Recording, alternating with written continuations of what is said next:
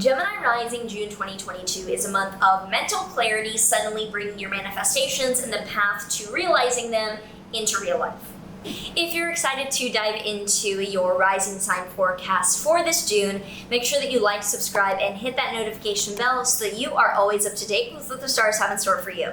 If we have not met yet, hello, I am Maren, live here from the, or not live, but recording here from the Maldives. I tried to film outside, but it's way too loud and windy, so we are here in the bathroom. Hopefully you get a nice view of the pool and the water and everything. If we have not met yet, nice to meet you. I am a tropical Western astrologer. I use whole sign houses to do these forecasts. For more info, you can also check out the new and full moon videos that I will mention because I'm just going to gloss over those transits for this month, as well as the overall month ahead forecast can be useful for context.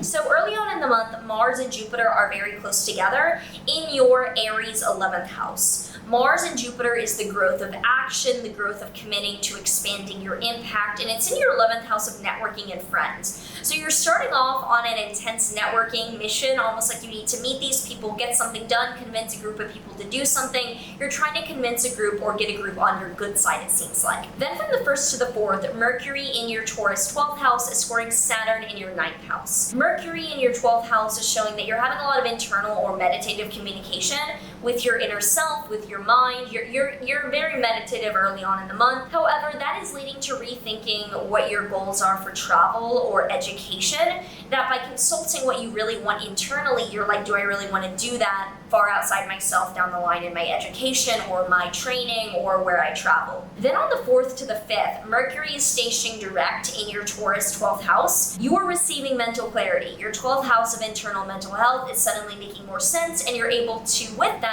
act more appropriately on an external level. Also at the same time, Saturn is stationing retrograde in your 9th house. Saturn is restriction, boundaries, and the 9th house is higher education or foreign travel. You're rethinking the boundaries or what you thought was possible with where you can get in your education or where you can travel to. You're like, wait, why am I stopping there? Or where do I need to draw a boundary? You're rethinking the boundaries in that area of your life. Then from the 11th to the 12th, Venus is conjoining Uranus in your Taurus 12th house.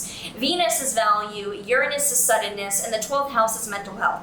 More clarity, more sudden realizations around what you actually need to do in your life to make yourself more comfortable in a mental internal way. On the 14th, there's a full moon in Sagittarius, an ending, a release, and a sudden letting go of a relationship in your life. This does not necessarily mean a breakup. It can be an ending of a chapter, like living together, living apart, or a corporate or like professional relationship where the contract is over even.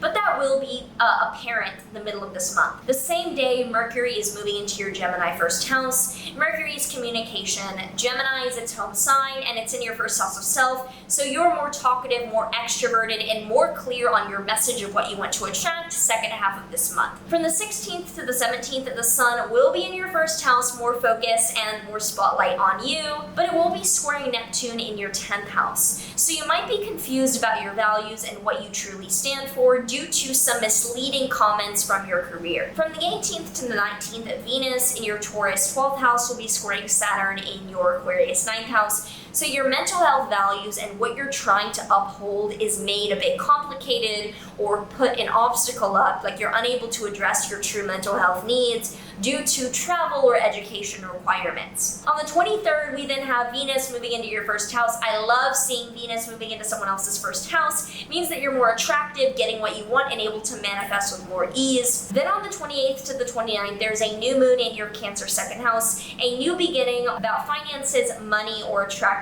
in abundance. This is great for a new income stream or bringing in money. And finally, on the 28th, Neptune is stationing retrograde in your Pisces 10th house. You're rethinking what is real, what is approachable, what is realistic around your career. You're like, whoa, what was I trying to do that is not a good match, that is unrealistic? What's the reality that I actually need to bring into my career? If you enjoyed this, let me know in a comment down below how you're feeling, anything you're predicting, and your overall thoughts for this month. As I don't have any oracle or tarot cards, this is what I would offer as words of advice and some helpful tips to Gemini risings. Looks like what you're rethinking the most is your career, because there's things that you demand internally that you want to attract that might not align with your career path or your educational goals. Looks like you're getting some no's and getting some rerouting from the universe in your education or where you're traveling to and obligated to for work. And with your work now reassessing itself and you're like, I need to rethink that, stick to your guns, see what actually is valuable to you. A job and an educational path will match up with that. Don't fit yourself into someone else's box. If you enjoyed this, I would appreciate it if you liked, subscribed, and made sure to leave a comment or hit the notification bell, because it does help me a lot and every little bit counts. I will leave you with that, and I will see you in the next month. How there is one